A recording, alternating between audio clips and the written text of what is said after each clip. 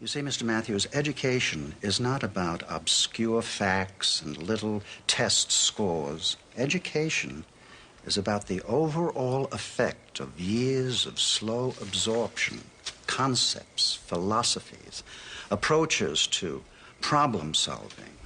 The whole process is so grand and all-encompassing that it really can't be threatened by the occasional late-night no-hitter.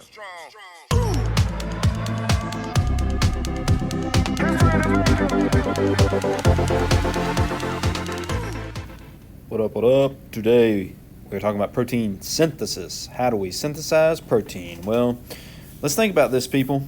If you didn't have protein, you probably would not be alive right now, because protein is everything that is made in your body, basically. This is called the central dogma of life. It's the foundation. We take DNA, we turn it into RNA, and it turns it into protein. We know DNA is stored in the nucleus, and proteins are made in the ribosomes, not the ribosomes, as you may have heard it called. DNA is turned into RNA first. This is called transcription. RNA is turned into protein next, called translation. Now, are you ready? This is a lot of information. So here we go. If I start off in the nucleus, I'm only drawing half of it, just kind of like you used to draw the sun in kindergarten.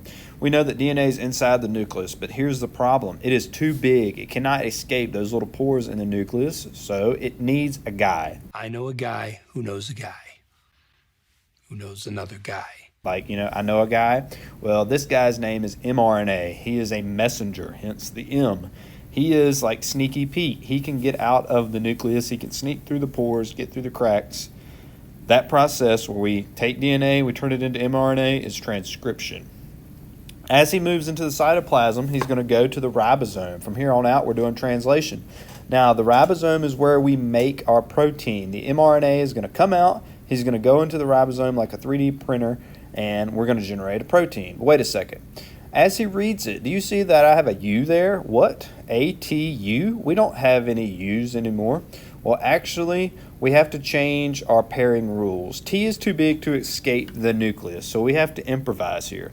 So before, do you remember with DNA, it was A, T, C, G, and apples grow on the tree, the car parks in the garage? Well, we're going to change it on you. Now with RNA, T still bonds with A, but A now bonds with U. It stands for uracil. It's a substitution.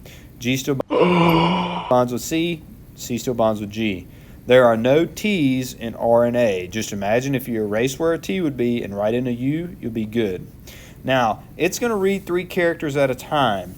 This 3 character is called a codon. A codon matches up with something called the anticodon, which is stored on this funny looking T thing up here. And the anticodon, we think of it as the evil codon, he's going to bring in the amino acid. And what are amino acids? Well, they just make up proteins. So this is going to happen over and over until I have a very big protein. So everything that occurs outside of the nucleus, this makes up translation. When you pair transcription and translation together, this is when you have the entire process of protein synthesis. That's your best shot? Shame on you! Shame! I show up. I teach. Why isn't that enough? Why?